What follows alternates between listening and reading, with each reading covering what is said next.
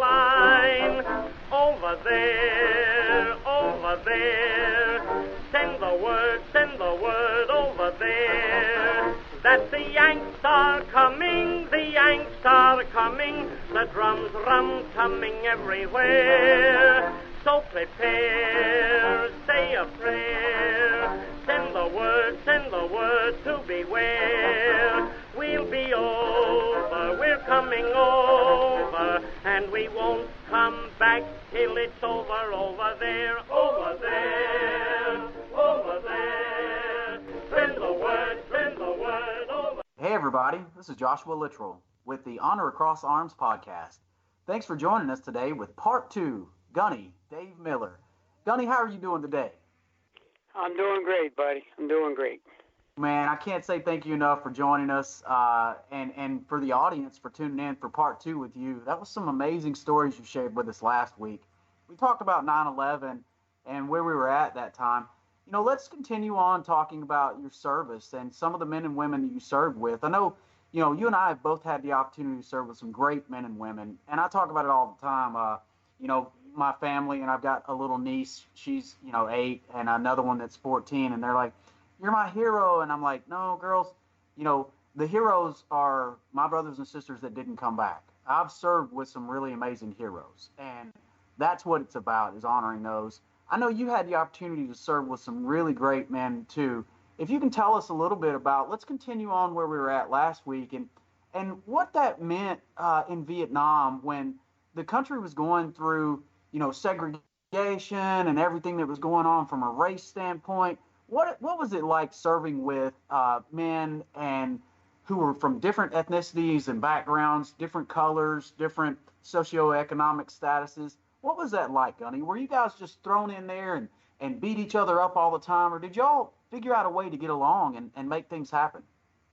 No, when we were in combat in Vietnam, even back in base camp, that didn't go on in the years I was there. I don't know whether it went on later years, but I was there in 67 and 68, and then I left to come back in 69. But there was people from all ethnic groups. I had guys there that were hippies, or little hippies. They weren't really hippies because they were in the military, but they were from California. They believed in the love-ins and all that stuff, but they were there to fight with their brothers in Vietnam. They were there for the war. Absolutely. And the same with we had African American guys there. I mean, it was all like you're a family. You were all a family at that time. You're in combat. When you're out on patrol, it didn't matter who you are or what you are, because you never wore your rank on your uniform. You're a team. You work as a team, a unit. Absolutely. You're only as strong as the weakest link in your unit. So everybody supported and helped everyone all the time. Gunny, let's talk about that a little bit. So, strongest as the weakest link. So, if you think back to some of your training days, did you guys have a weak link in there at all? And if you did have a weak link, how did you solve that weak link, if you would? Because I know we had some really interesting times with some of our weak links that we were able to whip into shape. You got any stories like that? We had some guys who were like, were really, they'd start to panic when we were out on patrol. Okay, especially if we got in a firefight, we had incoming rockets coming in. But we'd talk to them. We talked to them, say, "Listen, calm down, sit down." We had one guy who wanted to get up and run away. I mean, he wanted to run out of the bunkers, man. We got rockets coming in, firefight all around. He couldn't handle it anymore. So listen, we'd hold him there. We'd talk to him. I said, "Listen, you got to calm down." I said, "You can't go out in there, And we would all say the same thing. And then we had a couple guys that would, the loud noise really put them into a different situation. They started. I had one guy, and I'm not going to mention. We had a couple of these guys. They were from Chicago and up in New York, and when they heard the loud noise, man, they wanted to get down the bunker and just stay there and hover in. Oh wow! Because some of them grew up in neighborhoods where that stuff went on all the time. Yeah. Back there, I mean, and then when we got back to the base camp to debrief and sat down, we'd sit down with a platoon sergeant or whatever. I was I was a squad leader well, not for my first time. My first 2 months, I was a point. You always walk point in the Marine Corps. You're out there with somebody else. You walk point for a month or two when you're a new guy. All right, then I was a squad leader, and then when I was a squad leader, I talked to my team, our squad, the whole time, no matter what we were doing. If we were out on operation, or if we were running patrol at base camp, or if we were out on the combined action platoon, or we're doing a courier run, you gotta debrief and brief your team. If you have any problems, you talk amongst each other. And that's one thing we really learned to do in Vietnam, where I don't think they did that in other wars till Vietnam. You talked amongst each other. So communication. We had a lot of different age groups. We had kids 17. We had guys 25, 26, 27, older guys. We had enlisted. We had officers. Yeah. Now, when I was in my unit, both units I served with, the gunnery sergeants ran the unit. You might have a first or second lieutenant who was the platoon officer, sure. All right, but he didn't run it. The gunnery sergeant ran it, everything.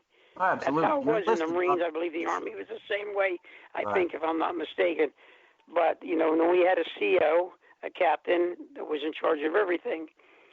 But we had a lot of young officers that come over there that thought they were going to run everything by the book. And a lot of them got guys killed because they didn't listen and learn first. I mean, and I think it happened not just in the Marines, it happened in all the military branches over there.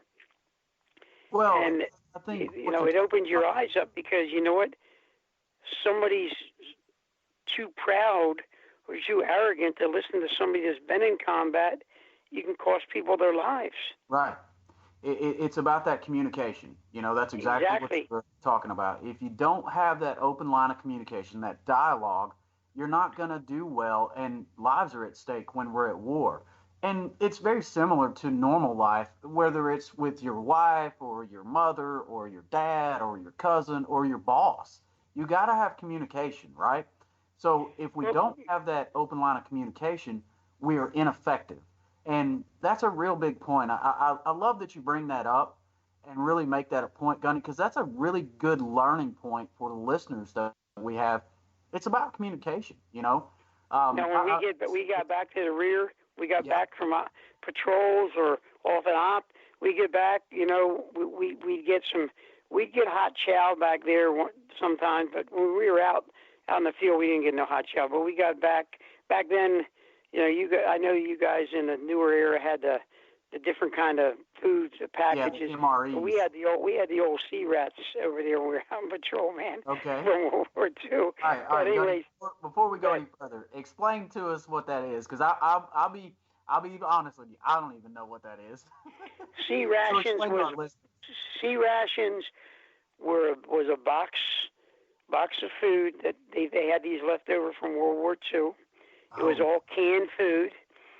You got canned food dropped to you out in the field when you were on operation. You didn't get hot meals, okay? And the can consisted of like either ham and beans or spaghetti and meatballs. It's in a can, and you use a little P35. It's a little hand can opener. Yeah. So you open your cans to eat, and you got some vegetables or fruit. You got that. You got rolled, and you got a little 4-pack of cigarettes in your sea ration pack. Well, I didn't smoke, so I didn't. Issued cigarettes, Gunny? Yeah, little 4-packs in the 4-pack of cigarettes came in that stuff, and I didn't smoke, so I gave when I went through the village to see some young ladies, I used to give them to the girls. Nice, very nice. I won't say anything else. Okay, but anyways, that's what. But sea rations, I mean, you learn to eat those and enjoy those, but you always enjoy the hot meal, okay, sure. When you go back to base camp. And then we happen to have the luxury of running the patrols and the perimeter point for the Seabees up in North Vietnam. So you know what? We used to get pallets of cold beer, Pabst Blue Ribbon, given to us because you didn't get no cold beer, but we got Pabst Blue Ribbon pallets of beer from the Seabees because we protected and guarded their bases for them up there. Man, those Seabees are awesome. They've always got the best stuff, that's for sure. Yeah, and they did a lot to help us, man. They had all the heavy equipment. They had these big sheets of metal that they could put over our bunkers. Okay, after they were covered with sandbags, and I mean, they saved a lot. They saved a lot of people's lives. But I want to get back to one important thing about the officer and enlisted man in combat. Sure. Okay, you know, you can have as many high-ranking officers as you want.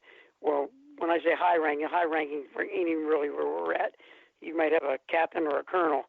But when it gets down to it, your average grunt or working infantrymen in the Marines, the Army, whatever organization you're in, you know, you guys report to the lieutenants and the captains, and they have to keep everything on even keel to have that team working. You can't have no deception or any bad feelings about anyone, because you know what? That can cause a lot of problems if you're out on patrol or in an operation, or even cause problems back in the base camp. Yeah. We had a lot of fun in our base camps. We had music. We used to listen to Hanoi Hannah on the radio, listen to a lot of Motown. We listened to Motown music. We listened to surfer music. We listened to all that kind of stuff. And that's when I guess the Doors first came out, when the psychedelic music, and we had guys from California listen to that. But you know what? Everybody listened to all the music together. So, Gunny, you know? was it played across the base? How did they broadcast that? Well, they had speakers. They had speakers set up at the base camps, okay, across the base. And Hanoi Hannah, she was back in World War II, they had the same thing. They had a radio station, and it was played all over the bases, okay? Sure. And you could hear music, and then they try to talk everything about us giving up and doing this and that. But we always had music being played back in the base camps. So okay. did they do a good mix? It was a little bit of everything, or did they have certain days that they played certain tunes? Okay. It was everything. We had music. It was all 60s music, but it was like, you know, they played early Motown. They played surfer music. They played a little bit of country. You know, it was a mix of music played over that radio station. Well, okay, I'm going to put you a little bit on the spot here. If you can go back, what was your song that you remember from back in the day that either had a great impact on you or you just hated it or whatever? Is there one that comes to mind? Yeah, there's a couple songs that really all of us would get in a line and dance out in the middle of the base camp or back in the middle of the jungle. No, not in the jungle. Okay. When we were back in the rear, back in our base, back in the rear. Where we'd go back in the rear to resupply and everything, where we had cots and stuff. You went back there. You weren't. Nobody was out in the jungle for 13 months at a time. You always went back to the rear if you went out on an op or something like that. Okay. But we had, I think, one of my favorite songs was by the Temptations, "My Girl," I believe it was, and a couple other songs like that. Great and then I like some Beach Boys music. But we'd all huddle together and do a line dance. I don't care what kind of music you like. Everybody's back there doing that together, having a good time, because you had to relax. You had to have downtime. If you didn't have downtime and relax, you'd have went nuts.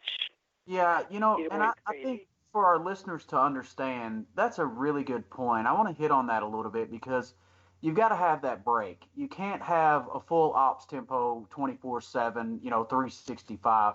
If you don't have a break, you're going to have a break, meaning that you're going to physically and mentally break down. So you got to come back. You got to relax. You got to have that camaraderie with your brothers. And I was lucky enough to have sisters that where we are now in the military, where men and women serve in the same capacity. So it was really neat. I really enjoyed it. Where you guys maybe didn't have a whole lot of women, we were a completely mixed force, which was really nice. And that camaraderie, that brotherhood, sisterhood is something that is bonding, and that's lifelong.